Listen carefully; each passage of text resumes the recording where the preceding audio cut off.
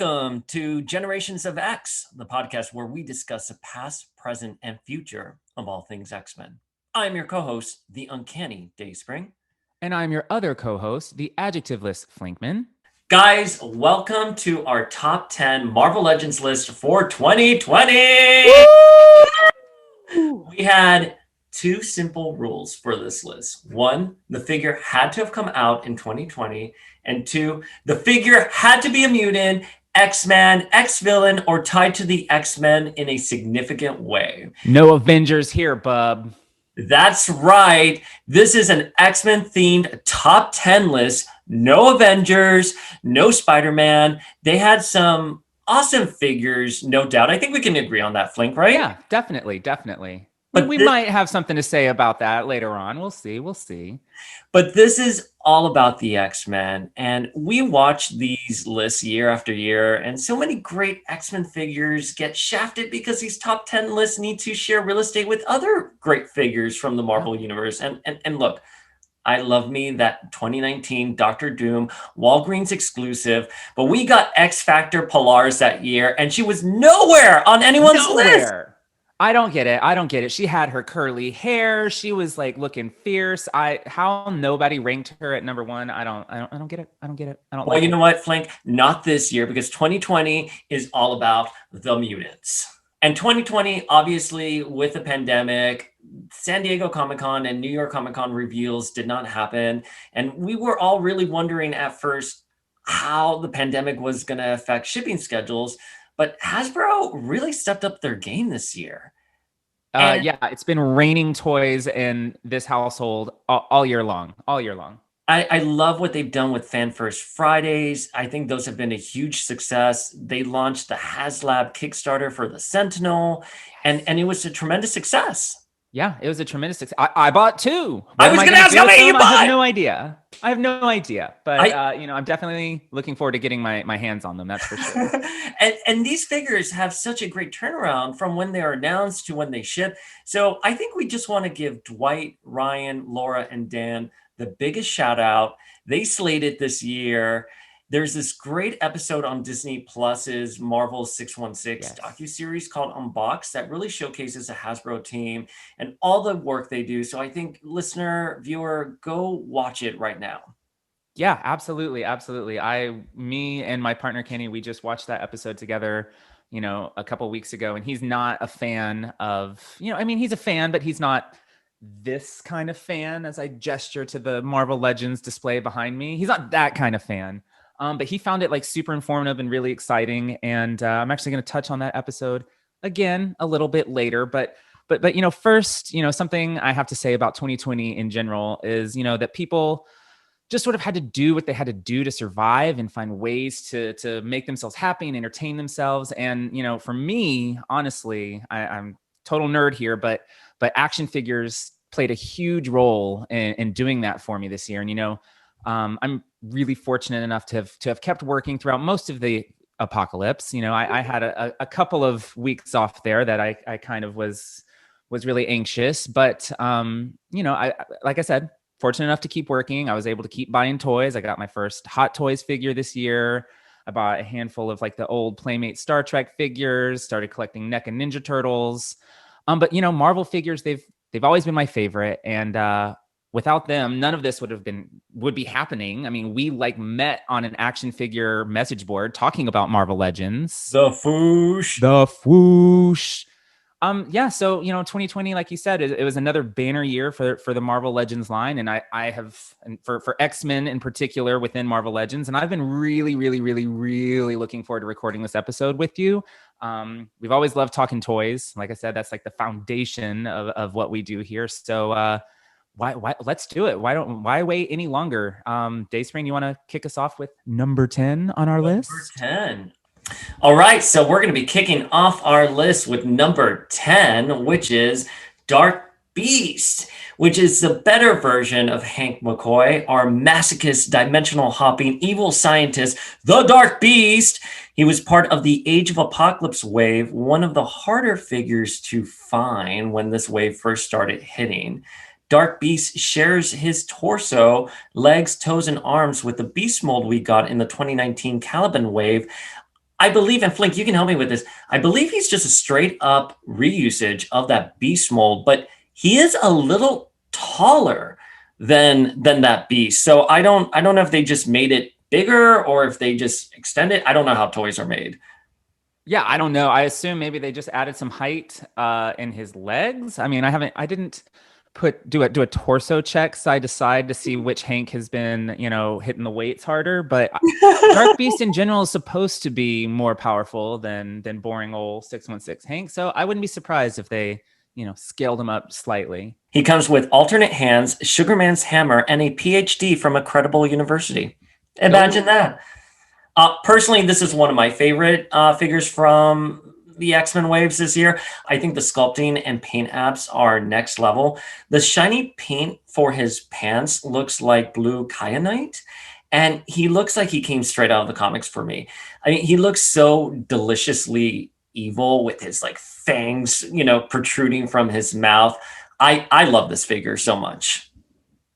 yeah, he's a great figure.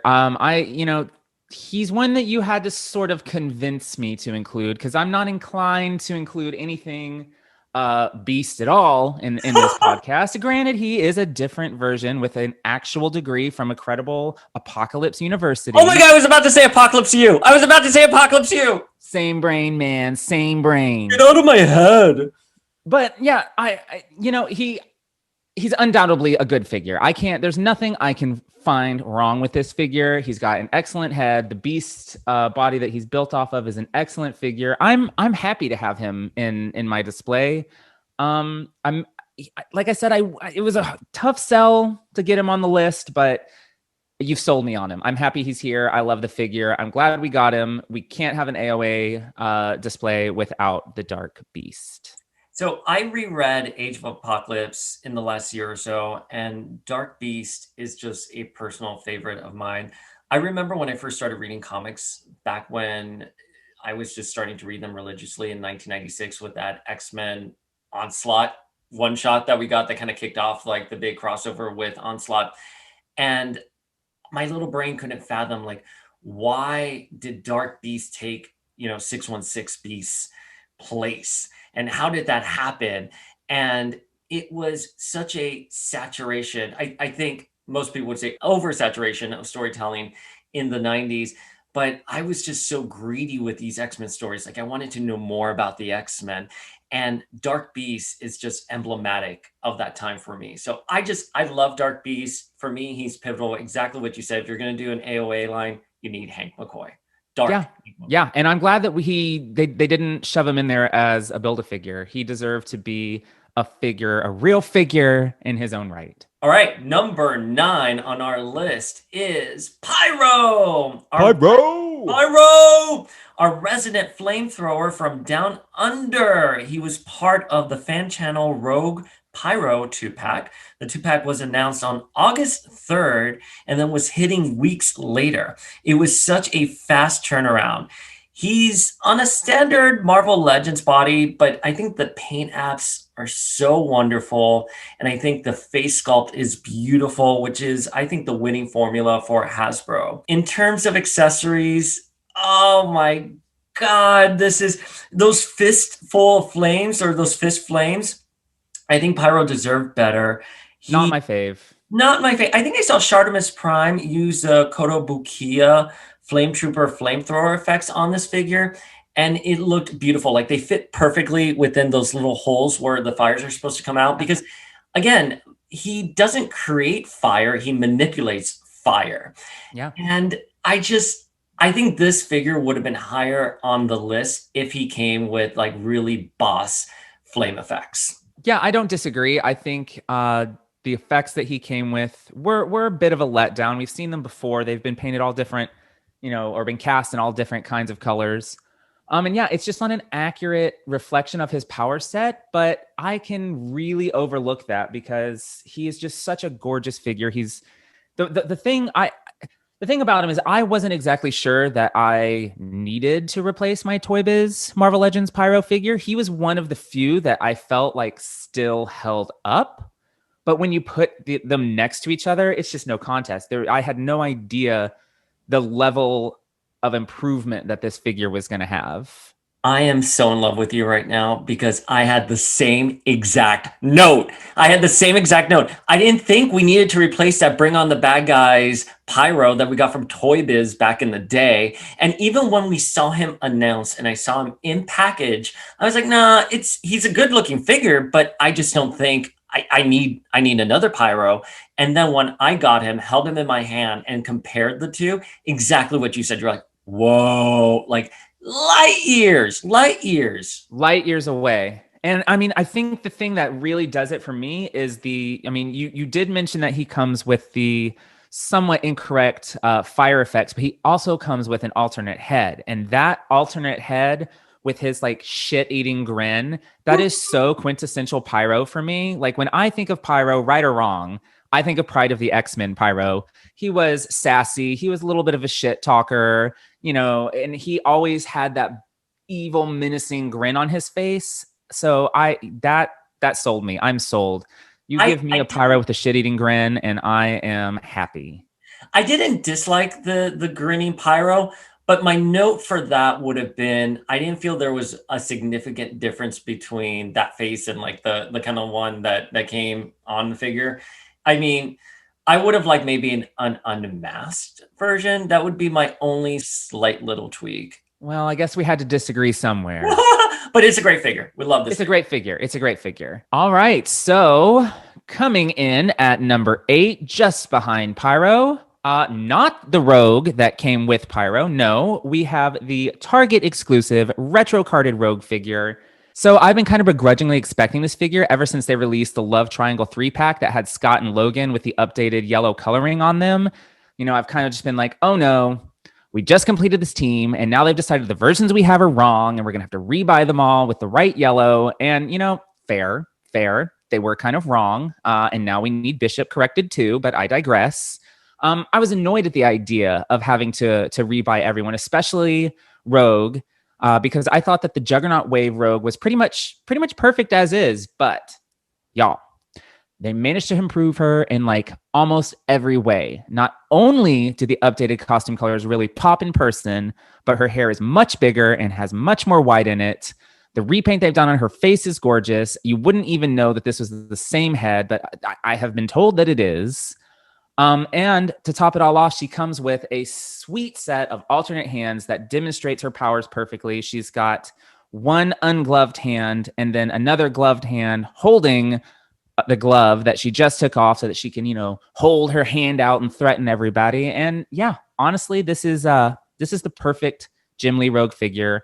I love the vintage card. I love the vintage colors. And, unless they come out with a talking version with new lines recorded by Lenore Zan, I'm really not sure how they improve on this. Can you go please get a job at Hasbro right now? I would love that. Can you imagine just like push the button on her back and like, morning, sugar? Like every day I would do that.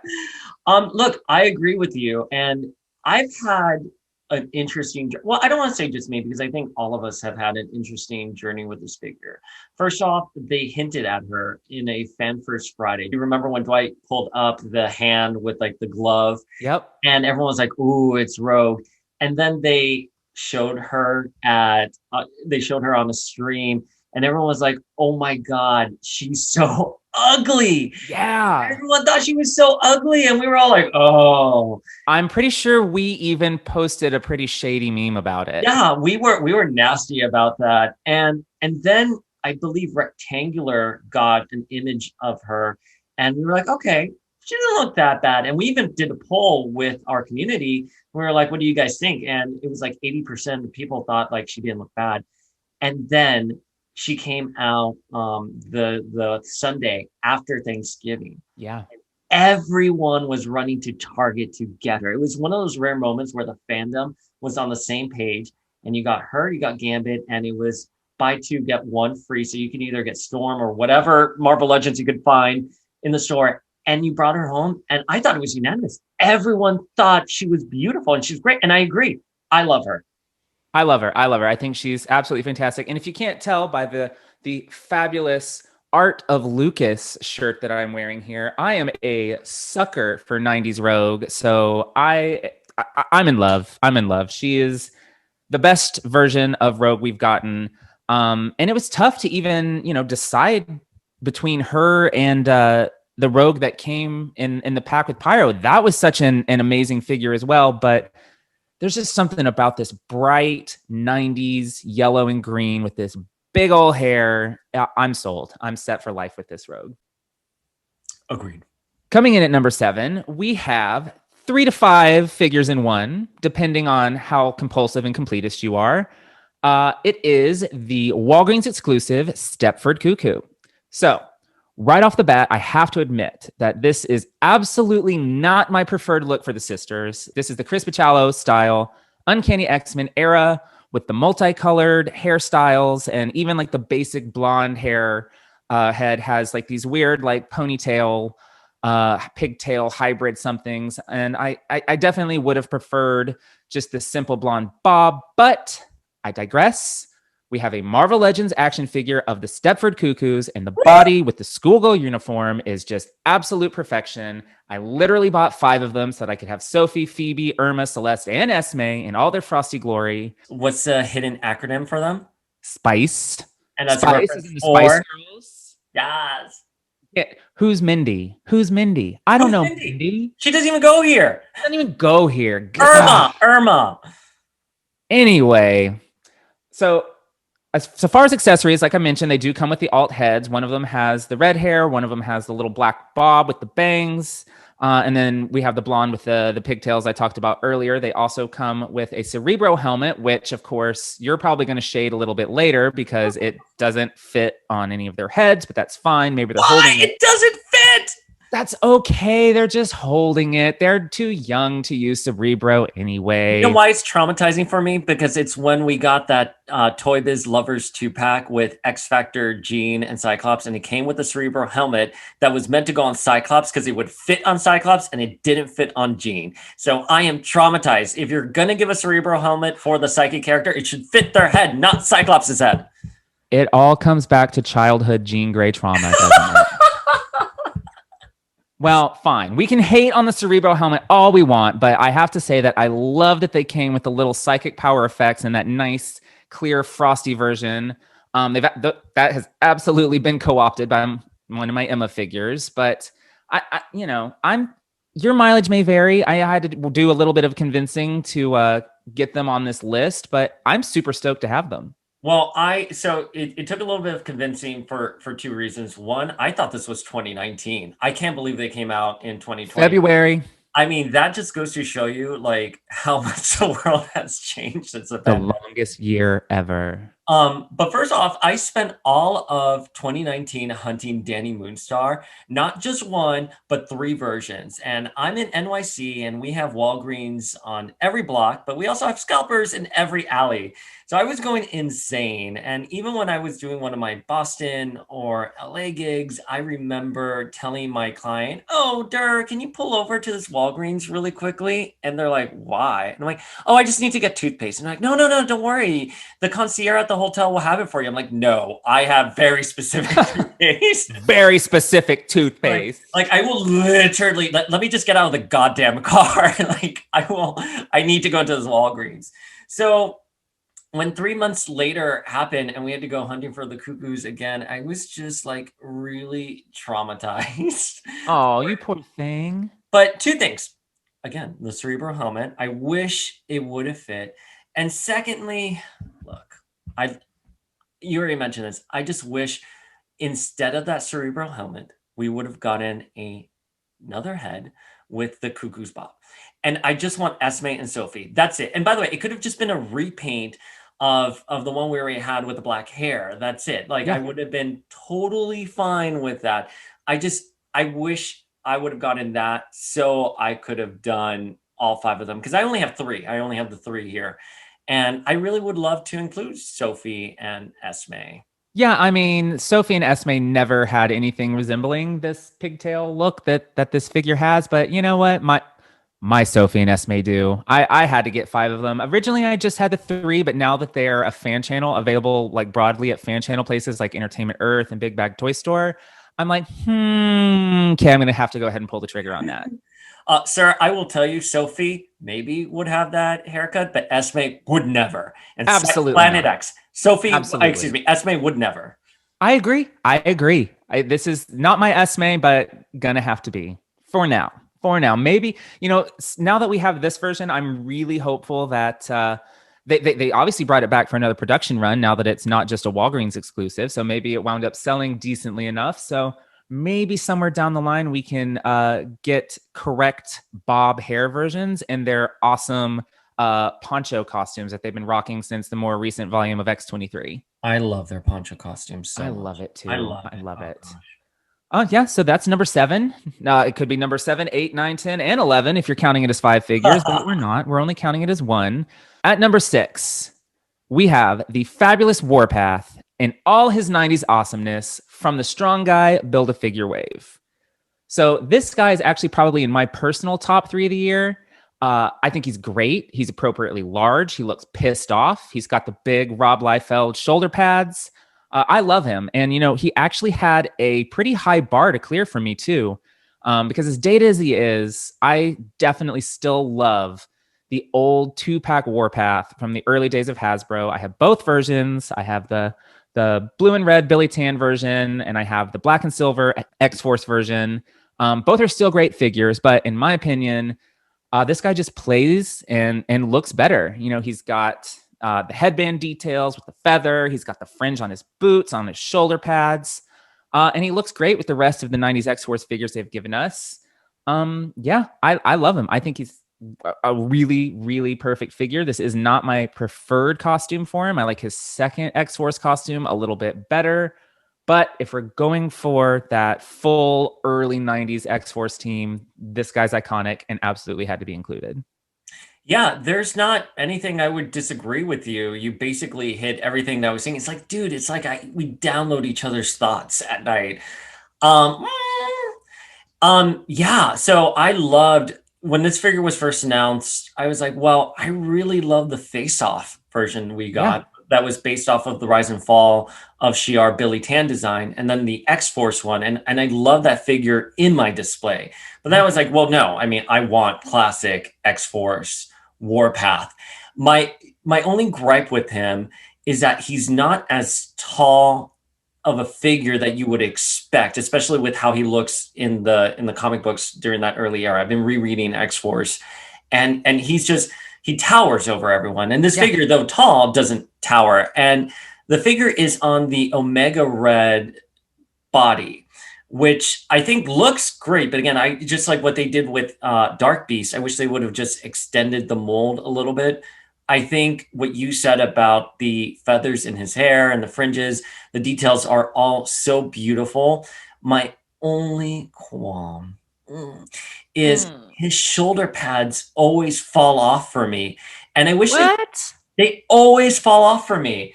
I've never had that problem. It's like, well, I mean, you have a much better display than I do. I mean, mine are like thrown in a corner. I'm like, where are they?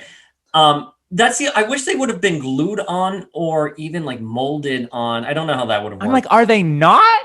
They're not. They come off. Look at it.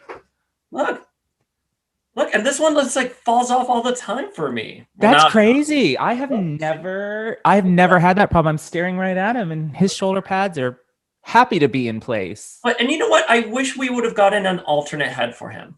I don't disagree. That is actually, if I said he looks appropriately pissed off, and that's true, he does, and he should, because Warpath is a character with an axe to grind, rightfully so. Mm-hmm. But he's also supposed to be quite young. Yeah. And I think he looks old. Oh my God. Him in New Mutants, the recent issue of New Mutants with those with Forge's old shorts on. Oh my God. But no, I remember he's supposed to be young in his early 20s. So that would be the only thing. I would have liked the hair a bit longer, an alternate head with a longer hair, much like how I wanted an alternate head for Blink with a very AOA style head, not necessarily our Exiles. Again, it's not a bad head. It's great. If we're giving alternate heads out, right, I would have wanted one for Warpath.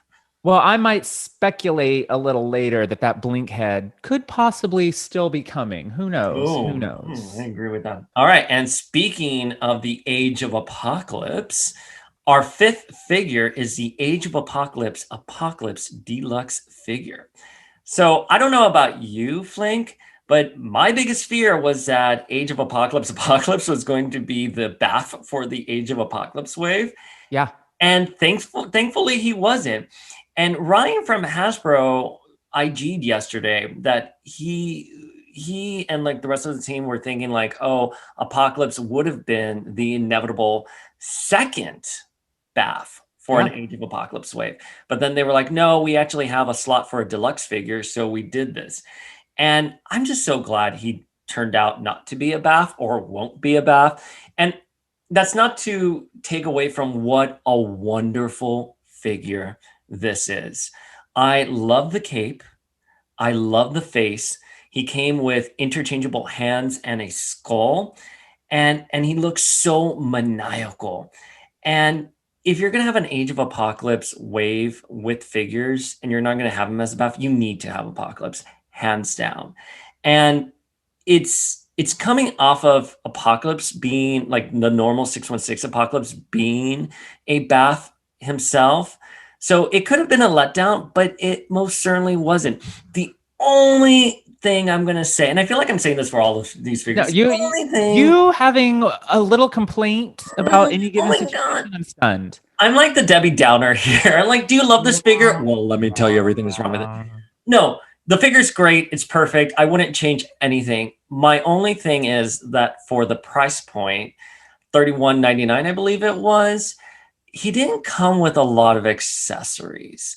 I believe War Machine came with so many accessories at the same price. And I wish we would have gotten like a lava lamp Shadow King with him or something a little bit, or snuck in like another little interesting Age of Apocalypse thing, like maybe an AOA blink head. I'm not trying to steal what you were saying, but just like either like a little lava lamp Shadow King or an alt head for a character. They could have done one for Magneto, by the way, an alt head of AOA Magneto, and you can slap it on any Magneto body you want it, and boom, problem solved on having to give us another, Age of Apocalypse figure. I'm sorry, but AOA Magneto, his cape is red. There's a difference. Oh! Touche. No, Touche. I get what you're saying. I get what you're saying about the deluxe figure price point, but number one, I don't have a lot of sympathy for you because I just spent $30 on Power Ranger aliens that have zero paint on their face. But Mhm. also number two, because Apocalypse is just like just in general, is a much larger figure than War Machine is. So they spent their extra money on, the little blaster pieces and missiles and hands and things But like they just that. reused the mold. They just reused the Build-A-Figure mold that was already there. But we got so many new details on the costume. We got a big cape. We got that maniacal head. And I have to say that that evil laughing head holding that skull and recreating the iconic opening to, oh, I'm having a horrible X-fan brain fart right now. I can't remember the exact issue. I think it was one of the Joe Mad issues. I think it was an issue of Astonishing X-Men that opened to Apocalypse just very Shakespearean style, holding that skull and monologuing. I'm so happy that they included that so that we could recreate that. Price point aside, I would have paid almost anything for this figure. I think he is that beautiful. I want the action figure fan of me wants him to be my default Apocalypse in my Marvel Legends display behind me, but you can see maybe that it is not. It is the Build-A-Figure Apocalypse from a couple years back, and that's just because the continuity wonk in me cannot have an alternate universe version of Apocalypse in my main 616 display. But he's that good of a figure. He's that good of a figure that I want to break continuity to include him. And I like you. I'm super glad that he wound up not being a Build-A-Figure because I think characters like Sugar Man would not have been made otherwise. We're not going to get a deluxe Sugar Man solo release. No. So well, the market is more inclined to buy a different version of Apocalypse before Sugar. Yeah, absolutely. And I don't think that we would get, when we get a wave two, there's a lot of larger characters in Age of Apocalypse that we wouldn't have gotten as deluxe figures. Holocaust or Colossus, I don't think that they would take the time to do as a deluxe figure in such an quote unquote obscure look for him. So yeah, I'm really happy that we got him this way. I'm really happy that it leaves a slot open for another AOA character to get their shot as a Build-A-Figure. And yeah, honestly, this is my definitive version of Apocalypse, and I really hope that they repaint that maniacal head to be 616 style so that I can make the one in my display look a little bit more interesting. Yes. Yeah. I mean, look, again, great figure. I just would have liked Lava Lamp, Shadow King, or Charles, Rogue and Magneto's son, or an alternate head for another character. That's all. I agree 100% on everything you just said. Well, good. Well, look, we do still agree sometimes. Look, sometimes. All right. Well, moving right along, coming in at number 4, we have another kind of deluxe figure. It is the Nimrod from the Amazon exclusive 3-pack.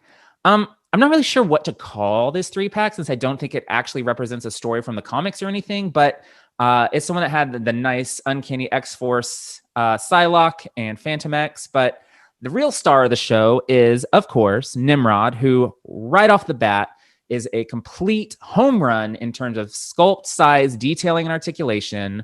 But also because this is the first time we have ever gotten a white and pink Nimrod figure.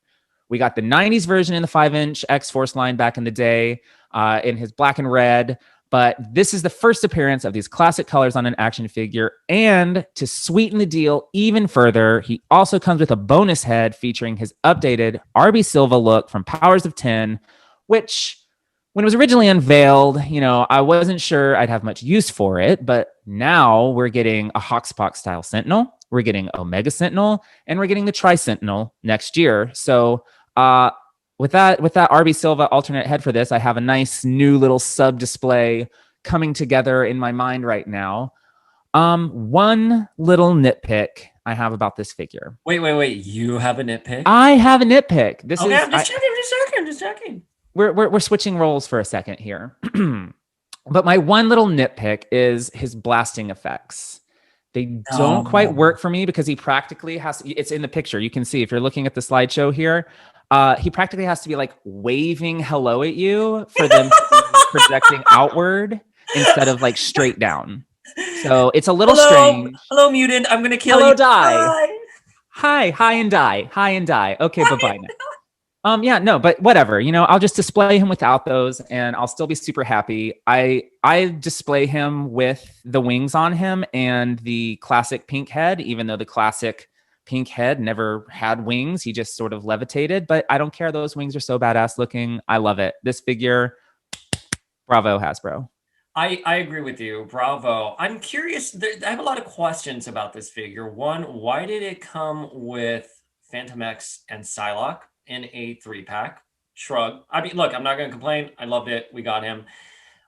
My other question was why they didn't have Nimrod be the Build-A-Figure for the Hoxpox wave that we're getting next year. So that's what I was going to say is I think that this is sort of something like the Deluxe Apocalypse situation where they figured they could sneak, this figure could work as a general release, and they could sneak something a little lesser known, more obscure in as the Build-A-Figure in that wave, which they've done. Right, but if they would have given us like Krakoa or someone else, I would agree with you. But they gave us a Tri-Sentinel, which I think looks beautiful. But as we've discussed, I don't think anyone was clamoring. I mean, yeah, I wouldn't complete that figure if I wasn't already completing the wave. Yeah, you know what I mean? Like that's just, but look, I think this figure, not only did we get the RB Silva one that we saw in Powers of 10, but we're also getting classic Nimrod.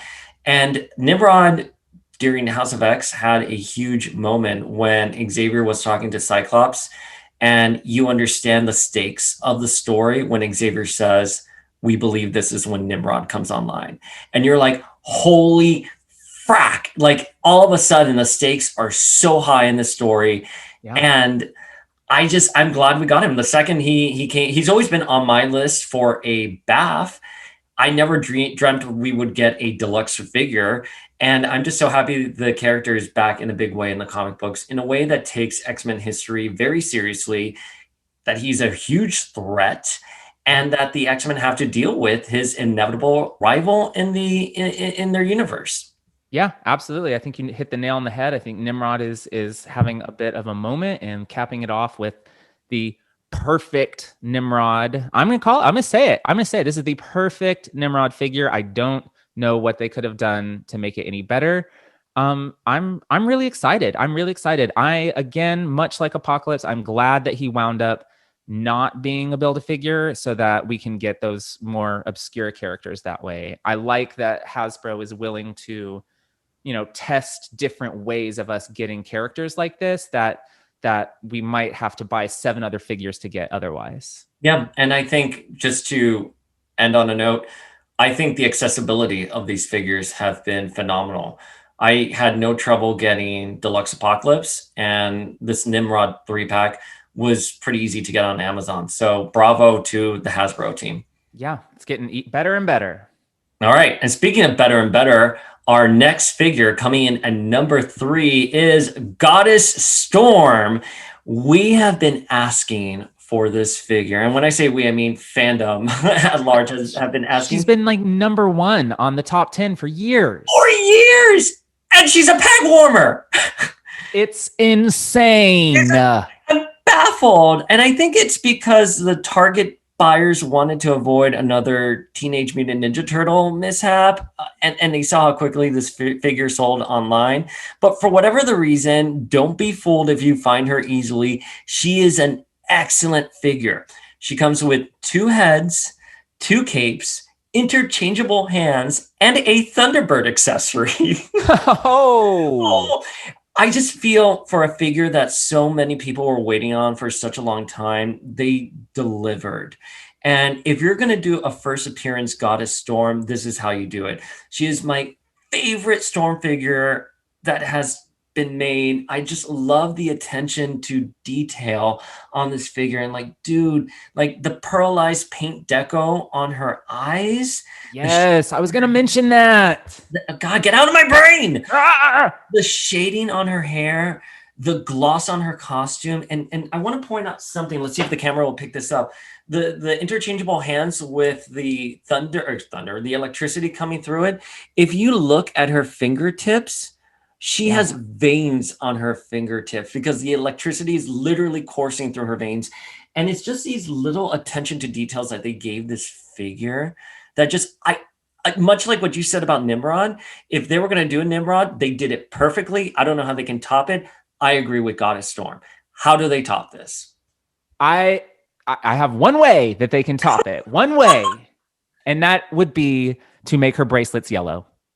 Oh. Drives me crazy that they are black. But otherwise, yes, this is the best Storm figure we've ever gotten. I love the fact that they gave her 2 capes, 1 active, 1 passive. I love that they gave her 2 heads, again, 1 active, 1 passive. I think I also would maybe change the color of the lightning to yellow. I don't know. More yellow seems better for Storm, but whatever. My thing about this Storm figure is she just doesn't just fit into any displays that I have. They've given us so many 90s figures that just might automatically, my default Storm is always going to be the white Jim Lee costume. But I'm sorry to cut you off. She does fit into a display. The pride of the X-Men display, sir. You didn't let me finish. You didn't let me finish. As usual, I was going to say, if you look behind my head here, I literally created a Pride of the X-Men display just so that I could have an excuse to display this Storm. So yes, she doesn't fit into my main display, but she is beautiful enough for me to create an entirely new and different display around. She's just that good. She's a gorgeous figure. And again, guys, she's easily accessible. You can just go down to your local Target, and I guarantee you she is right there with her Thunderbird accessory. And I want to give a little shout out to Thunderbird because it's a great figure, but the real It's a little star, basic. It's a little basic, but Storm is a star. And I wonder if her and Thunderbird coming out as a 2-pack means we are going to get an updated Banshee. I We can speculate on that later. I would hope that we're going to get a Banshee, but for me, I would prefer Gimli 90s over Giant Size. That's just me. That's No, just I me. agree. Look, we are on the same page. I would love a Gen X or a Jim Lee Banshee before we get first appearance Banshee. Well, not first appearance Banshee, but giant size X-Men Yeah. Banshee. Yeah. So let's see what they look. Let's see what they have. Either way, Storm was much needed. She's gorgeous, dude. When she first sold out on Target, do you remember on eBay they were selling her for $300? I hope nobody paid for that. I hope so too. And Somebody surely did. I mean, to be fair, listeners, both of your co-hosts here did wind up ordering that box set on Robot Kingdom for a bit of a premium because we did not trust that it was going to be readily available at Target. And even though it is now peg warming and we paid more than retail for it, I do not regret that decision. I don't regret it either. And by the way, listeners, I was actually a victim. Flink was the one who told me, like, you have to. You're never gonna find it. Look, you said it. I was traumatized. Right. I was like, we're never gonna find it. That's it. Oh my gosh, how are we gonna get? And you're like, no, Robot Kingdom. And we ordered her there, and then literally, I found her at Target before she came, and I bought her at Target, and then I got the Robot Kingdom. I was like, no. I was like hoarding it. I was like, no, I'm gonna have an extra one because like 10 years from now, I'm gonna sell her on eBay for like $500. Hey, you never know. The things that pegged worm 10 years ago are now the stuff of eBay legend. Just see how much you can get for your ML1 Toad. All right. So one more thing that I do need to say and give Hasbro props to on this Storm is that her articulation is pinless. Check out her knees. Yeah. No pins. She has no pins. It is all seamless. It's gorgeous. This is the way of the future, folks. The way of the future. Yeah. They've really upped their game with technology. Yeah, and if this is any indication of how gorgeous future female figures are going to be, I am so excited. Okay, well, number 2 on our list is one that both you and I have been waiting for such a long time. So long. Listeners, I'm actually getting emotional. Number 2 is Nate Gray, aka X-Man. Woo! I can't believe we live in a world where Nate Gray is a Marvel Legends figure. I have wanted him since 2004. I remember 16 years ago commissioning some guy on Foosh to make me a custom Nate Gray out of a Vega from Street Fighter body. And I don't know if I can necessarily articulate what it means to have this figure and how much I love him, because in like 2001, when I was first learning how to drive and I had my car, I was blasting Offspring and Blink 182, and I was going to the comic book store specifically to pick up back issues of X-Men and taking them to the beach and reading them. This character represents so much love and adoration for the X-Men at a time when I really needed to be inhaling these stories. And I really related to Nate because he was an angsty teenager with so much power that he didn't know how to control, and was navigating the strange landscape of the Marvel 616 universe. It was just this tale of a young adventurer and discovery, which was perfect for a 17-year-old, both him and me. Although I think Nate was he was 17 or 18. Yeah, no, he was definitely. Yeah. Because I think his powers were supposed to consume him when he became an adult. But look, regardless, I remember the scene where he runs into 616 Rogue and he goes, "Oh my God, you're Rogue. You're married to Magneto." And Rogue goes, "Married to Magneto? Not in this lifetime, sugar." And this is a scene I fell in love with Nate because he replies saying, "Oh, you're right. Not this lifetime." And you can see his face cracking because no matter how terrible the Age of Apocalypse was, it was his home and he missed it. And it had such a profound effect. But anyways, talking about the figure. I was like, do you have anything to say about the action figure? Moment here. You have so many feelings. I love the TK effect. I love the Rider Strong hair. Look, they could have put Nate in another wave that was not Age of Apocalypse, and we could have gotten his Jesus look or his I don't think shaman that look. was ever on the board. You never know. Look, You never know. I mean, I you never wouldn't know. know. But I'm just glad we got this look, Age of Yeah. Apocalypse. My only gripe with this character, and I went running everywhere to find interchangeable hands because I hate it when they do psychics with like a closed fist and the open hand. They did that with Emma, Jean. They always do that with characters who have mental powers. Like, I would just love to have Nate like that or like this. And listeners, if you can't see me, I'm putting like one, like I'm putting my index finger on my head and then like an open hand out. And I wish he would have had a little bit more accessories.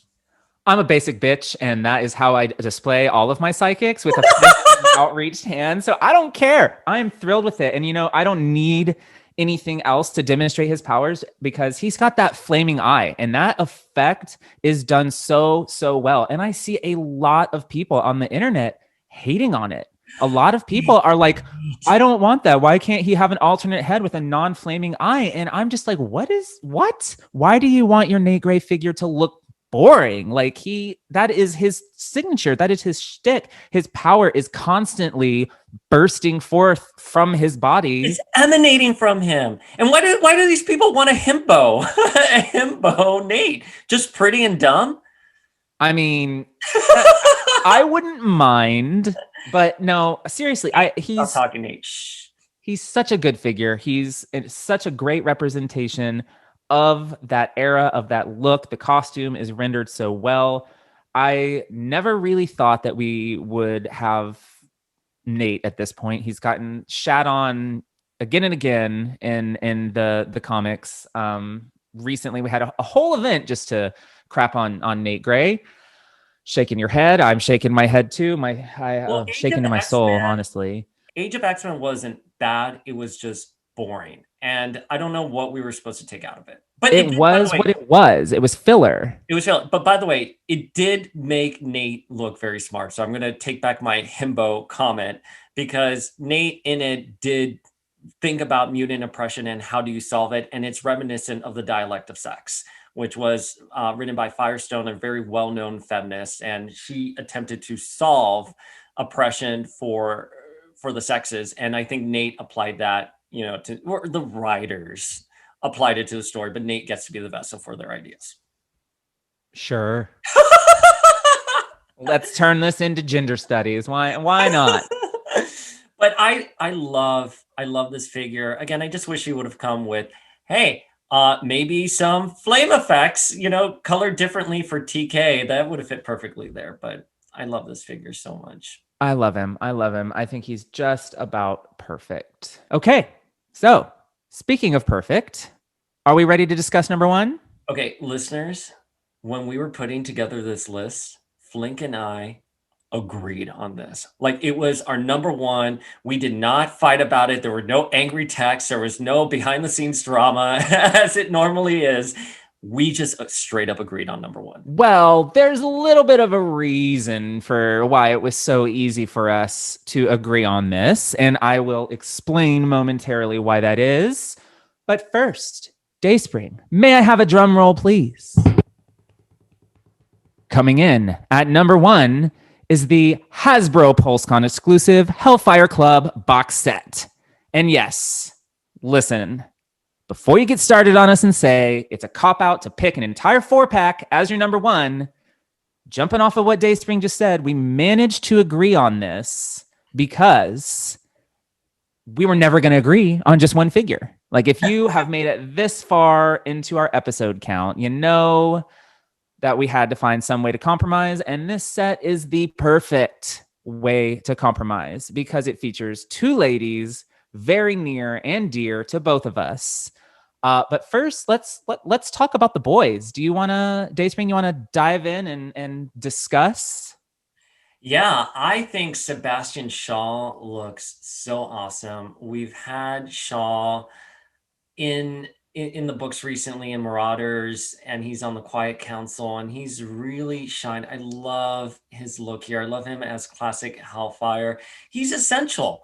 He's an essential X villain, and I thought the sculpting was beautiful, his face.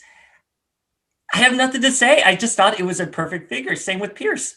Yeah, yeah. I mean, they are both built off of the same body, so there's really not you might as well cover both of them at the same time. Really, the only difference is, of course, is their heads, and Pierce has his cyborg hand, which is rendered really well, especially given that he comes with like the Wolverine cowl for him to hold. Yeah. It looks tremendous. I love it. Of course, we know that as nice as it is to fill out our villain shelf with Shaw and Pierce, the real star of this set is, of course, the female characters. Uh, who do we have here? So we have Miss Jean Elaine Gray I'm and sorry, it's Celine. oh, I knew you were gonna do that. Oh, okay. Look. It is really difficult for me to take off the Jean head and then put the Celine head on it. So I just put her on the Walgreens black Emma Frost. Oh, cop out. Cop out. But I look with Jean here. Look, I'm not particularly excited by her Black Queen costume. I never have been. But thinking about when we first met and we were hunting that Black Oh. Queen true, it's light. It's so beautiful, and holding her like in the palm of my hands and seeing the detailing to her face, the way that her hair is, it's gorgeous. The Celine head was a bonus surprise. I never thought we would get a Celine head, and I was just like, when we saw that reveal, when it was kind of, I'm forgetting how it was kind of like trickling in the information, but it kind of came after the fact, or it came in the promo images, and we were like, oh my God, we're getting a Celine head. Yeah, yeah. No, I don't think we knew until they actually were starting to show like package pictures that it was coming with the Celine head. So, I was super excited to have an updated Black Queen body. I was fully prepared to put like the unmasked Silk head or like Jessica Jones or something on it. I don't know. Kristen Ritter would make a really poor Celine. That's terrible, terrible. But I was prepared to do what I had to do to turn this figure into Celine, and I'm so glad that I didn't have to. And I do have to give them props for that Jean head. It's beautiful. Her red eye makeup, it really pops. There's a lot of love and attention to detail that went into this. I will say she will make an excellent Madeline Pryor head someday. I don't At least disagree. that's where she's probably going to go for me. She's probably going to go on like a Chris Anka Red Queen kind of look eventually. Well, do you have, which custom do you have again? I have my dear friend Stem Cell Toys made this for me. It is her Chris Anka look. God, that's such a And she's, beautiful. that head will fit perfectly on this. It could use, it could use a new head. This is a fabulous You're head, but gonna decapitate Jean Grey just to give Madeline a new wig. I Okay. mean, Jean Grey is already just a head in a bag at this point. You think in my display back here that I have Jean Grey? Come on. That's not Jean Oh Grey. my God, look at that Celine. She is fabulous. But for Celine, as by the fabulous, way, I haven't put Celine on the Jean Grey body. So I just seeing that right now. I'm just like, I mean, I've obviously seen it, but seeing it in real time on your yeah, chest. yeah, no, it's freaking fabulous. But But as wait, Blink, fabulous Blink. as the Black Queen Who is, is the star of this the box set? star of this box set is, of course, none other than Miss Emma Grace Frost herself, the White Queen. This figure is phenomenal. Okay. Phenomenal. And we got a little taste of just how good it was going to be last year when we got the Walgreens Emma that had the alternate head with the bob. But somehow, as beautiful as that head was, this one is even better. The makeup apps are flawless. Her cape with the fur at the top. Usually, if they're going to do some sort of fur, it's the one time I usually do prefer soft goods. I think it's really hard to get fur right in sculpted form, but they nailed it here. They nailed it. It looks so great. It rests right underneath her perfect little bob. I love it. I thought if we ever were going to get a Jean or a Emma in the corset, that they would just do a straight up reuse the White Rabbit figure that we got in the Spider-Man line last year. But this, to me, this appears that they sculpted this new. This appears to be a brand new torso with like, it even has like new torso articulation, I think. Yeah, no, it's a beautiful figure, and I've had a journey with this figure. When I first saw her announced, I was like, "Oh, they're just reusing the Walgreens alt head." I was a little disappointed just You because were a little off your rocker. but it's a great sculpt. Don't get me wrong. I'm not throwing hate on the sculpt. I would have wanted something different for Emma Grace Frost. However, listeners, when you hold this figure in the palm of your hand, holy frack. It's gorgeous. I mean, it's absolutely stunning. It does, like, the face looks completely new. And by the way, the head is actually a little bigger than the Walgreens exclusive alt head. But I just want to say with this box set, the reason why it's number one, because everyone was talking about this. Oh The second yeah. was announced. And Hasbro, again, I have to give it to the Hasbro team. They did such great marketing. And I believe this was supposed to be a San Diego Comic Con exclusive. And then Yes. they put it on their store in September. And if you were lucky enough to buy the membership and be part of that first wave, you got it. And if you didn't, you have to wait till March, which I think, though, I've been seeing on Instagram, some people are getting it. I don't know if it's, different channel or they're buying it on secondary markets, but I've seen more and more people saying that they're getting it now. But this figure was so great. And if you're watching this on YouTube, you'll notice I included a photo of the Hellfire Guard because it also had a simultaneous release with the Build a Army Hellfire Club Guard. And it was just unanimous. 2020 was a year of Hellfire. And one thing I just want to point out with the capes in this box set plus storms, Hasbro has nailed capes this year, Yes. and also for Apocalypse. They Yeah. just hang on. Let me pull up Apocalypse really quickly. Like, look at this cape. Look It's at it. incredible. It's I, absolutely beautiful. And I look at this. I look at this box set, and Emma and Jean are on the same body. Same with Pierce and Shaw. And then like they reused Emma's head. They just did it differently. You can see the cost planning yeah. and why it was able to be a San Diego Yeah. exclusive, but it was done so well. This is a perfect example that like you can reuse parts and still deliver really good looking figures. Yeah, absolutely. And I do, I'm don't keep things in the box. I usually don't keep the box, but this is an occasion where I actually do want to call out the packaging because the packaging on this set is freaking phenomenal. It is a gorgeous, gorgeous set. The inside of it is a recreation of the Hellfire Club HQ. It's got these beautiful portraits of all of our main four characters here. I think it even has a little mastermind cameo in there, which hopefully is a tease for things to come. Now that we have a body for Jason Wingard, it just I can't say enough about this set, honestly, and I'm really sorry to everybody who actually has to wait until next year to get it because we're sitting here going on and on about how it's the best Marvel Legends release of 2020, but half of the people who ordered one are still waiting on theirs, so I'm really sorry about that. But it's absolutely going to be worth the wait for you.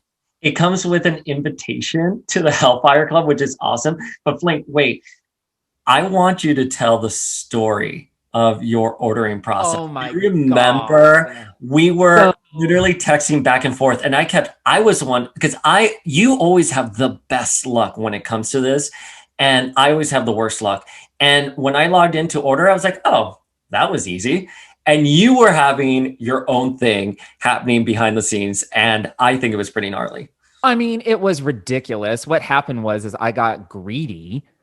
It said that you were only going to be able to buy one of them, and I had my Hasbro Pulse Premium membership, and it was allowing me to buy two. So I bought two because I want to have both Celine and Jean, and potentially turn a Pierce or a Shaw into a Wingard. So I bought two, and then all of a sudden, all the bitter Betties on Twitter and on the Floosh and elsewhere are suddenly like, oh, well, if you bought more than one, they're going to go back and they're going to cancel that second order, and they might go ahead and cancel your first order too. So I'm like flipping out, thinking that I've just like screwed myself by being a greedy little bitch. So I actually, now this conversation has just reminded me that I have another order that I placed in Kenny's name for the March No. delivery that I need to go ahead and cancel because I was I so sure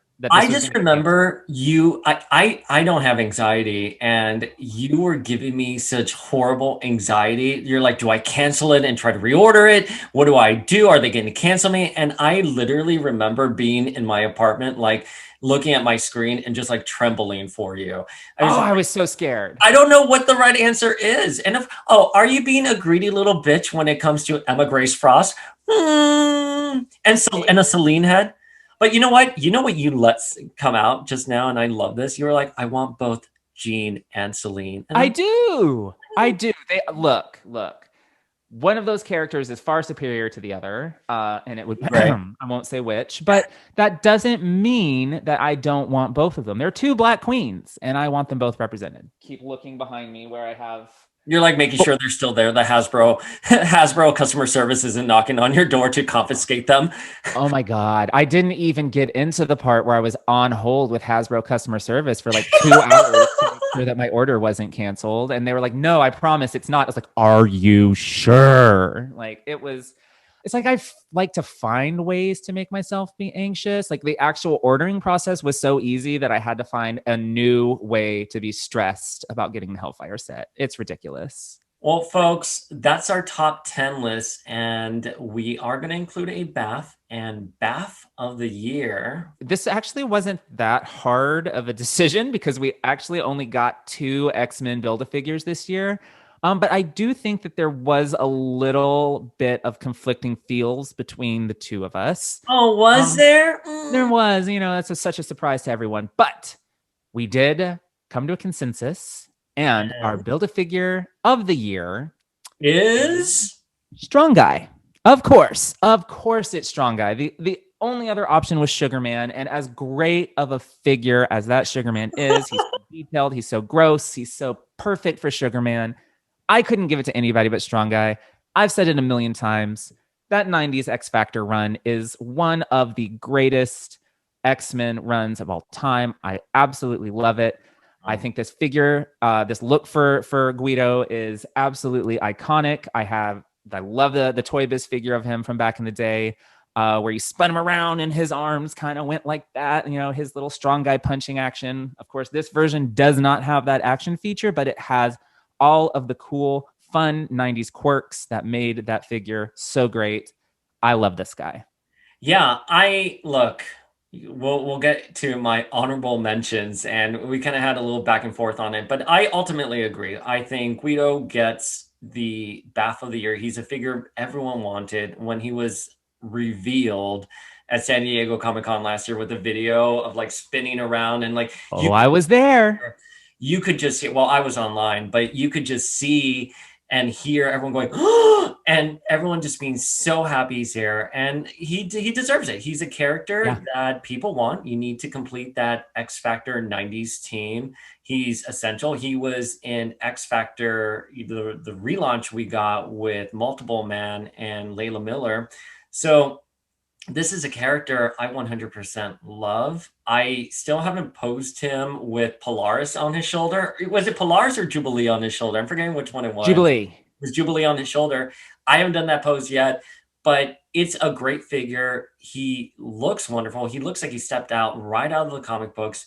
So it was easy to agree with you on this. And I'm glad you said it because even hearing your excitement and talking about him, it's just this is why we collect these figures. This is why we collect Marvel Legends, and he is dope as fuck. Yeah, yeah. And, in one major way, he actually improves upon because I think that 5-inch Toy Biz figure of him was actually one of the more perfect, better representations that they did back in the day. But they actually managed to do one thing on this figure that improved upon that, and that is his face sculpt. They gave him a big cheesy grin, and that to me is the very essence of the character of Strong Guy. Even his codename Strong Guy is tongue in cheek. He's a very jokey, fun, affable character. And Laughable too. they Laughable. it's true. It's true. They really nailed that here. They really nailed that here. And he was sort of, in a way, he was sort of the last figure we needed to complete this team. I'll when we talk about our hopes for the future, I'll get into a little bit more about the need to complete this team. But you cannot have 90s X Factor, Havoc, and Polaris without this figure. You just cannot. And I'm so glad he was number one. I mean, he was my Build-A-Figure. If you go back and you look at 15 years worth, and it pains me to say that out loud, but 15 years worth of Whoosh top 10 votes, Strong Guy has literally always been my choice. Yeah, Always. So listeners, go look at Ultimate Phoenix on Flush. Go through the archives. Phoenix with a goatee. That's me. That's me. Phoenix with the goatee. Because listen, at the time, things were looking kind of exciting for Jean Grey there in the She was Ultimate dead. Universe. She was I dead. know, and they had a better, superior version running around in the Ultimate Universe. I don't know what else to say. But I really want to give a shout out to Dwight and Laura, because this figure looks beautiful, and the paint apps, and I've said this before, you saw a shift in the figures once Laura De Lorenzo came onto the team. It's beautiful. I love how Dwight put this figure together. I just want to give mad props to them, because this figure just pops in such a great way.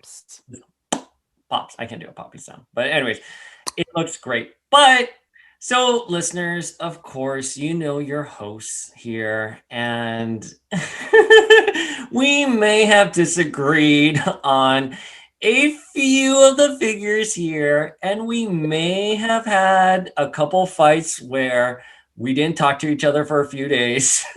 Dayspring didn't talk to me for a few days. Whatever, because I'm always right. And we do have some honorable mentions. Oh my God. Do you see what I put on this slide? Who wants Nurse Annie? And Maggot. So there were one figure for each of us that didn't make it on our top 10 list, that if we had it our way, the figure would have been on there. So we're going to have some honorable mentions. And Flink, because I was savage with you, I will let you go first for your honorable mention. Oh, that's so sweet of you. So sweet. It's so nice of you to make a concession to me for a change. So honorable mention. Yeah, I really wanted to keep this in my actual rankings, but I deferred to Dayspring, and I'll tell you why. But I really wanted Morph from the Age of Apocalypse wave in the top 10. I wanted him in the list because again, if you go back and you check all of my top 10 votes from the last 15 years over at the Whoosh, he made my list every single time. Every single time. I love Exiles, and I really, really wanted him in Blink. And I'm so happy that we now have them both. But the reason he's not actually in the top 10 is, at the end of the day, Dayspring was really gung-ho about including Dark Beast. And I agree that Morph just isn't as super exciting figure like Evil Hank is. He doesn't have quite the level of detail and new tooling to him. And so, yeah, I chose to fight harder for Strong Guy, to be honest with you. But I love this Morph figure. I think his head sculpt is a little simple, but I don't know what else you would want from Morph. He's got the perfect cape. If I have one little teeny tiny nitpick, I do wish that he had brighter colors on him. I do wish his purple and his blue was a little bit brighter to match that kinetic Joe Mad art from Astonishing X-Men in AOA. But other than that, I think he's flawless. I'm so happy to have him. Yeah, I think he's a great figure. Yeah, I don't disagree on the character selection. I'm so happy we got Morph. He obviously was one of the top figures I wanted in that wave. My ultimate gripe with this figure is that it's a very simple figure. And again, I don't know how you're supposed to do Morph any differently. This is a beautiful rendering. And again, speaking of capes, his cape game is on point. I was marinating on this last night. I feel maybe we should have gotten like again an alt head Yeah. for this character where you could have snuck in, a different head for a character. And I think it was a lack of innovation with the accessories that ultimately was like, it's just a pretty basic figure. I mean, can you imagine if we would have gotten a 90s morph from the animated series? Or if we would have gone the changeling head with that big old headpiece, or again, AOA blink head, which I know you're going to talk about, but it's just stuff like that I wish we would have gone a little bit more. He's a very basic figure when compared to some of the other great figures we got this year. And again, if it was just based off of like which characters that I just straight up wanted, I'm with you. I would have wanted him as well, and he would have been on the list. But thinking about, you know, Dark Beast and the Cuckoos and Warpath, I mean, he kind of pales when compared to them. But you know what? They could have given him a Cerebro helmet and it would have fit perfectly on Oh his my head. God, you and that Cerebro helmet. I I can't say that I disagree with most of what you're saying there, but I think he's the reason that we got him at all is because they were able to do him So cheaply, so cheaply, so easily, cost effective. such a simplistic design. Otherwise, we wouldn't have been able to get such a detailed bath like Sugar Man. Like that is where the money went. Clearly, the money went to tooling parts for Sugar Man and Dark Beast's head and things like that. So, if they had to skimp a little bit on Morph, I'm okay with it. I'm okay with it. Morph has shifted into maybe a little more of a basic form than usual today. Look, it's a beautiful figure. It was done well. I agree 100% with what you said. But speaking of Sugar Man, my honorable mention is Sugar Man himself, because I thought this was such a beautiful build-a-figure.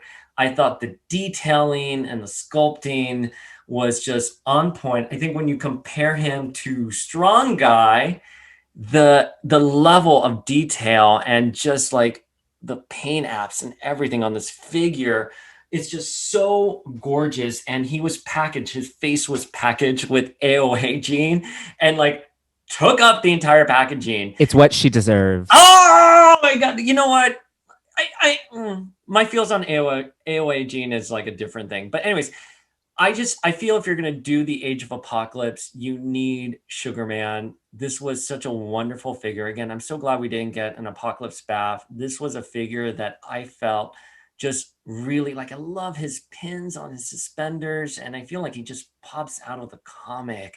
And his big old slimy tongue, which looks so gross. And Sugarman, obviously, of course, came to the 616 universe following the end of Age of Apocalypse. And I think he's such a wonderful pairing against Nate, against Holocaust, if you have that figure from way back in the day. It's just a really well done figure. So when Flink and I were talking about BAFs, I really, listeners, I went to bat for Sugarman, but I ultimately agree with what we discussed about with Strong Guy, which is Strong Guy is more of a A-lister than Sugarman. He's a figure people really did want. You need him to complete the teams, where Sugarman's sort of like his own little agent. But in terms of quality of the bath, for me, it was Sugarman. And Flink, I'm just curious on your thoughts. Yeah, no, I mean, like I've said in almost every other review from an Age of Apocalypse figure from this wave, is that the money and the details and the time went into making Sugarman be the best he could be, and he's great. He's gross. He's my second favorite bath of the year. Womp womp. Okay, so that about covers the X-Men for 2020, but I'm curious, Dayspring. I know you're not just out there buying mutants. I know we're both out there buying a broad assortment of legends.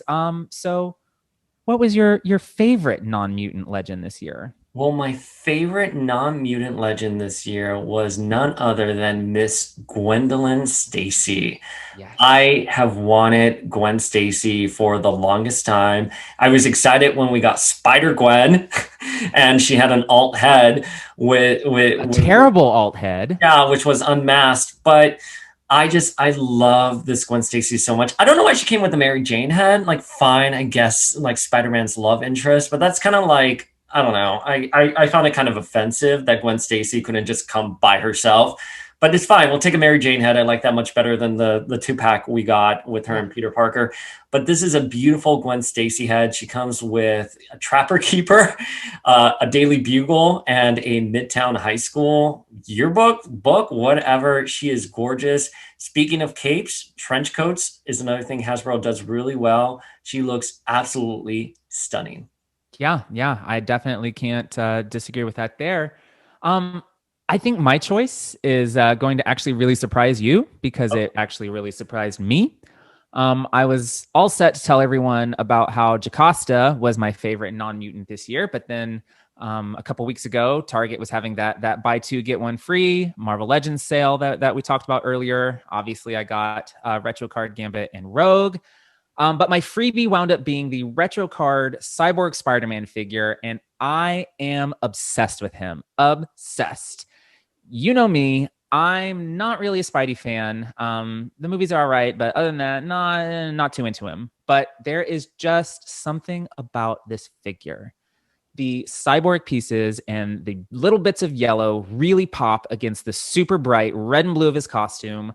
And the web lines on his suit are just so clean. It's been, probably a decade since I bought a Spider-Man figure. And I just have to say that Hasbro has really nailed this process. The webbing, you never knew how sloppy your Spider-Man was going to turn out. They have got it down to an art. This figure is just one of the most toyetic, fun figures I have gotten in a long time. I just sit and I fiddle with him at my work desk, and he's just a fun figure. Well, you've Instagrammed him falling off your work desk. He I did. love that. He actually fell over backwards, but you can see if you're looking on YouTube here, he has his little web shooter, and I had that little web line coming out of his wrist, and he fell backwards, and he actually caught himself on that web line and was swinging from my desk like legit Spider-Man style. Too bad he couldn't catch Gwen Stacy. Too bad. R.I.P. girl. Snap. That did surprise me, but I love this figure. Yeah, no, it's a great figure. It was super surprising to me. He'll probably wind up in a bin sometime in the near future, but until then, I am just enjoying posing him, playing with him. I don't have a Spidey display. I'm not going to have a Spidey display just for this one figure, but if I did have a Spidey display, this would be the version of Spider-Man I chose. So speaking of figures we love, our top 10, our favorite non-mutants, there's still a lot more that we want out there. So Always. Link, I know this is going to be such a loaded. Listeners, I know we're running long, but get another cup of coffee because we're going to go through our top 5 wants plus a bath. And I assure you, we did not consult each other on this. We each have our own top 5 legends that we want with their own. And I'm sure they're very different. And they're going to be very, very different. So Flink, kick us off. Okay, so my top 5 wants. To start off, my most wanted right now is Richter in his 90s X-Force glory. I had to include a full costume shot here, right down to those boots with the little studs on them, the little suede boots. I want this figure. This costume is everything that I love to hate about the 90s, everything I love to hate about the character of Richter. I love the original Toy Biz one with his little vibrating action. Oh my God, you had to like twist like one up. Yes, and you were like a. Yeah, I love it. I love it. And I'll have a headband. He did. That figure has a headband. Sometimes in the comics he had one. Sometimes he didn't. It would be my preference for him to have one. So go ahead and just Photoshop one on here in your minds. I would like to have one. But I'll sort of get into the whys I want Richter once we've gone through my list. I think it will be really clear to you why I've chosen who I have chosen. This is a great first selection, by the way. I mean, I'm just staring at this this image right here. It's a great look. Yeah, it's terrible, but it's also great. Like, it's great in its terribleness. But my next choice is going to be Siren in her 90s X-Force costume as well. How about this? I'm just going to go through my list and then I will do my reasoning for it because my reasoning for these guys is all the same.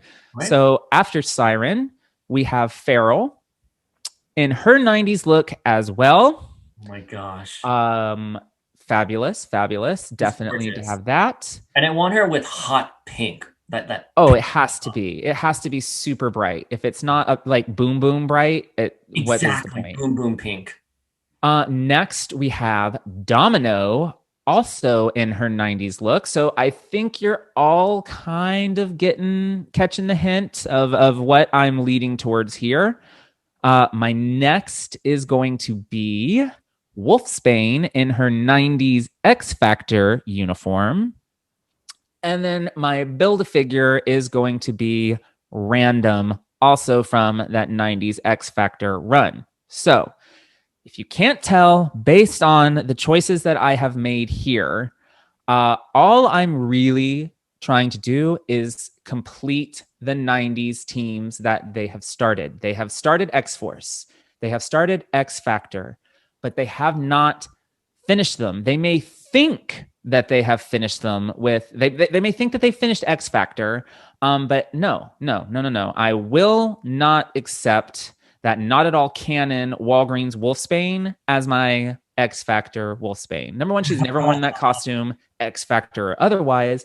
And number two, she deserves to have Wolfsbane at this point has been a headliner in an X-Men movie, whether it was a successful one or not, I'll let you decide that. But she has been a headliner in a film. She deserves to have her own standalone figure. She deserves to be more than just a pack into a Danny Moonstar. We have to have Random, to complete that team. No, I don't think he was ever really an official member of X Factor, but we got him in the 5-inch line. I think he would be the perfect kind of Build-A-Figure for this era of Hasbro. And of course, if you had a gun to my head, my real top 5 list would look something like Monet, Rachel, Madeline, Pixie, and Richter. Richter would cross over, but I am desperate to complete these teams. I am desperate for it. So please, Hasbro, Dan, Dwight, Ryan, if you're listening, please complete 90s X-Force and 90s X-Factor. How desperate are you? Hasbro, you have made Flinkman very desperate. Very desperate. I'm just in awe. I love your selection so much. I love these figures. None of these figures are not on my list. I just want to. I'm sure they're not. Prefacing that, but I just want to say I think you're absolutely 110% right. You hit the nail with these figures and a Build-A-Figure random. Oh my gosh. It's got to have the chaps. Look at those chaps. Can you please just go work at Hasbro and again pitch them that giant doll rogue with Lenore's voice? Yes. Good I'm morning. on it right now. Submitted my application. Well, okay. So if you're looking to the past in the 90s, my top 5 figures with a bath is all about the future. It's all about the future of X-Men and mutants and Krakoa. So I'm really excited following the Hoxpox wave that was announced. And there's so many figures I want just because I think in Dawn of X and House of X, we have gotten so many characters coming back, literally coming back from the dead, but also from an editorial standpoint, these characters who before weren't shining are shining so bright. And my top 5, I mean, you've had to suffer through me during this entire year talking about these characters that would have just been characters I would have never thought twice about. But now I'm like, they're my top 5. And you're like, chill, bitch. Like, hang on. So I'm just going to dive into it. My number 5 choice is Fabian Cortez. And I am obsessed with Sword. I am obsessed with this character's look. I love his pony. I love when he's walking in with the jacket on his shoulders. I know he claims to be of Spaniard royalty, and maybe he is, maybe he isn't. I don't care. He looks regal as fuck for me. And I just love his ponytail and the glasses. And look, he's wearing a mask. He's so 2020. He has a mask on. So this would be my 5th choice for an ML. I think we would get a 90s Yeah, Cortez. I was gonna say, I was like, this outfit is beautiful. Your reasonings for it, I completely agree with, but I, I, I don't know. I think if they're gonna do a Fabian, he's gonna be in his '90s look. But I absolutely understand why you want this. Like, just looking at this concept art, it's this design art. It's a beautiful look. It would look amazing on an action figure. It Uh, would. I I hope it happens. I hope it happens. Yeah, this is a long shot, but that's why he's number five. My number fourth choice would be Wiz Kid. And again, it's after reading Sword. I'm like, he's on my top five list. That's it. Like this is one of my favorite characters. And what I love about this character so much is that he is using Professor Xavier's hover chair from the 90s. So Hasbro, you already got the mold. You just have to slap it on with a teen body, the teen male body. They might need to shrink it down a Maybe little. shrink it down a little bit. But I just think like the thing about WizKid, and we were discussing this last night, and I posted a rant on our Insta feed. I love that this character has selected not to heal himself in an age of resurrection, and that he is 110% comfortable and happy with his body, and he is an essential member of the team. I think his look, his kicks are boss, man. Like I love his look and everything. And I just think he would be a great figure that you can package a deluxe figure like they did with Squirrel Girl or Professor Xavier in the hover chair. A figure like that, I think he looks wonderful. I am all here for the Mutant Space Program. I love Sword. I love these looks. I am ready to get some legends of these I, figures. I mean, it's a bitchin' look. Like looking at this design, I would wear that outfit every day of my life. I mean his kicks, like I want those kicks so badly. And his jacket, and I love the sword X logo. It's gorgeous. It's gorgeous. All right, so the next figure on my list is Captain Britain.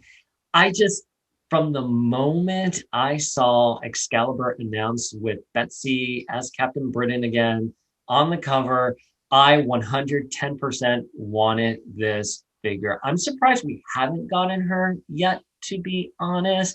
Back when we found out it was going to be Nimrod with Betsy and Fatamax, I was like, oh, they're going to put her in her Captain Britain. But alas, we haven't gotten it yet. I love the flowers in her hair. I love her TK sword. I love the look. I know a lot of Betsy fans are sort of divided on this, but I love Captain Britain's Betsy. I love her so much. Yeah. I mean, of all your choices, I have a feeling this is going to be the one that I agree with you most strongly on. I love Betsy. I love this look. I love Captain Britain. I think that turning her into Captain Britain, I know it's a controversial move for a lot of Betsy fans. They want her to have her own identity and not co opt Brian's. But personally, I think having an entire multiversal Guardian core remade in your image is a pretty badass thing. So I can't imagine why anyone would be unhappy with that. I don't know. Betsy stands. Let me know. But so far as getting an action figure of this, I think it is only a matter of time. They would be foolish not to give us this version of Betsy Braddock. I agree. And Teenie Howard said something in reference to the legacy of being Captain Britain. She wrote Betsy as saying to Brian, it's not a birthright, it's an honor. So Yep. I'm sold on her being Captain Britain. She's obviously Same. had that mantle in the past several times. I think this is a beautiful figure. I feel she is inevitable. However, we have not gotten any proof that she could be coming just yet. So I agree. Fingers Fingers crossed. crossed. So the next one on my list is Miss Monet. And I specifically want her with an interchangeable head with the pennant's Yep. head and interchangeable hands with the pennant's claws. I think M has really shined so bright in House of X.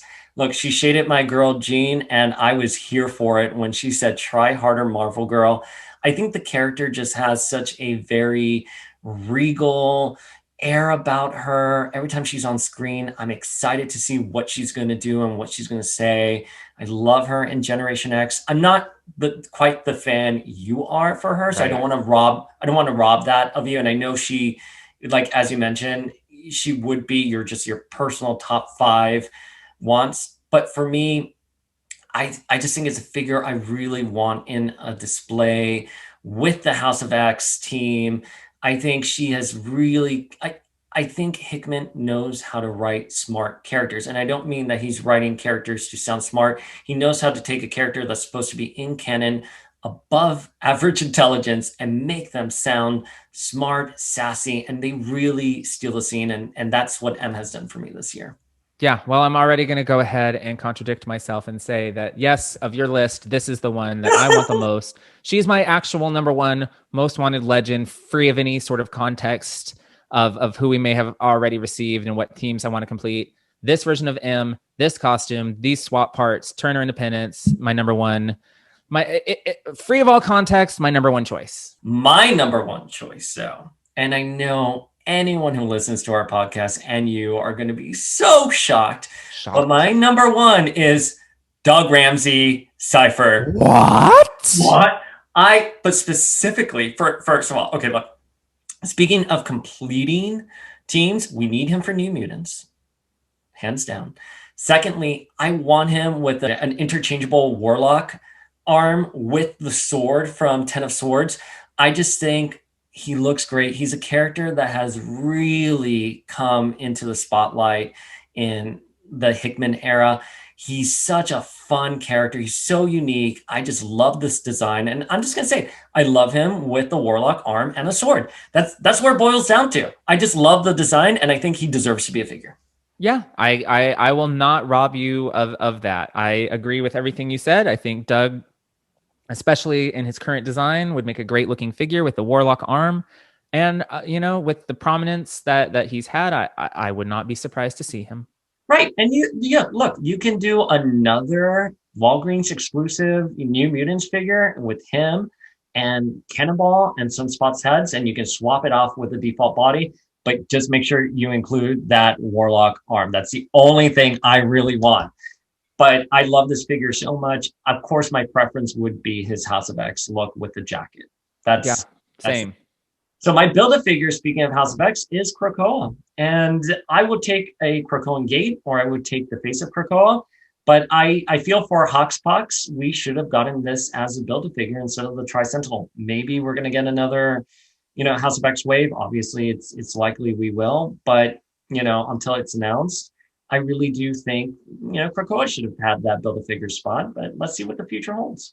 I think I have more use for a Krakoan Gate than an actual Krakoa head, but I fully support, if they do another Hoxpox wave, I don't see why it wouldn't be Krakoa in some fashion. Well, looking towards the future of Marvel Legends, and specifically X-Men within Marvel Legends for 2021, we already have a couple of teases from the Hasbro team as to what we might be able to expect. A couple of weeks back, Dan Yun from the Hasbro team posted a teaser of the Alan Davis Excalibur team. Of course, that is Nightcrawler, Rachel in her Hound look, Kitty with her Alan Davis hair and her puffy blue sleeves, Megan and Brian Braddock, Captain Britain.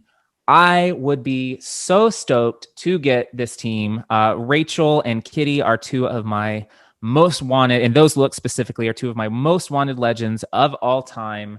And I think the best way to approach something like that would be a box set with Captain Britain, Megan, Shadowcat, and Rachel to join the Nightcrawler that we already have. So kind of like how they did it for Alpha Flight. They just dumped that exclusive on like Amazon or whatever fan channel, and we would get all those. Interesting. I was thinking of an Excalibur specific wave, but I agree. I would love a box set, just like one shot right there. And with like really kick-ass like art, I would buy two. Seriously, just give me the 5 characters plus a BAF that I mentioned earlier and this Excalibur box set, and I am set for the 90s. Well, there's Generation X to consider, but that's to consider another day. If I can just complete X-Force, X-Factor, and Excalibur, I am set. I can see you being really happy with that. Yeah. Thinking about the future, what I want to see, obviously Ryan last night on his Instagram asked us what Build-A-Figure we'd like to see in another Age of Apocalypse wave. And The reports have been murky. I feel that they kind of did confirm another Age of Apocalypse wave back in Yeah. San Diego. Fans are saying, no, it's not really confirmed, but I think it's likely we're going to get another Age of Apocalypse It's wave. a very incomplete team if they leave Yeah. it where we're at now. And I would love to see an updated Build-A-Figure for Holocaust. I would like to Yes. get Magneto, Rogue, Iceman, Bishop, Cyclops, Storm, among other characters. I think it's going to be likely we're going to get that. And in terms of X-Men in general, I think some of the figures that we just mentioned are actually going to be coming down the pipeline. We don't have much in terms of rumors for X-Men specific waves that are coming out, apart from what they've kind of hinted at Twitter, or knowing that we have a Hoxpox wave coming, we can just infer. But I think it's safe to assume that after Hoxpox, we are going to get another X-Men wave, maybe even two. I think it's safe to assume we're going to get, well, obviously it's safe to assume we're going to get Hoxpox. I think it's safe to assume we're going to get AOA Wave 2. And I wouldn't be surprised if they continued like they did this year and had that third wave be a sort of nebulous Deadpool kind of wave, like they did, like they've been doing to get out some of these B and C list X-Men characters. But I do want to jump back to AOA speculation just really quickly. I think that you kind of hit the nail on the head. I think that everybody that we got a figure of in the Toy Biz days, we're going to get. So that leaves Gambit, Rogue, Magneto, Iceman, Cyclops, Sabretooth, and Holocaust unaccounted for. So I definitely think that those are going to be a lock. We already have Wild Child with his chain. That's got to connect to something. So that's obviously going to be Sabretooth. And I think Sabretooth is a likely candidate to include a Blink alt head if we're going to get one. I would love that. I hope. It's funny because I love that relationship in the comics. I I know we got Wild Child I was going to say in season one, in the first AOA series.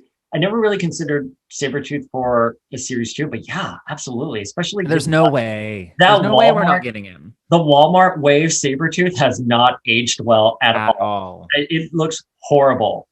I think that, again, it's going to be the characters that we got in the Toy Biz days. And I think the seventh character for the lineup, I agree, Bishop or Storm are likely. I think it's going to be a bit of a wild card, someone that we didn't get. Perhaps this is how we will finally get an AOA Sinister that we never got in Flying Fighters from Toy Biz back in the day.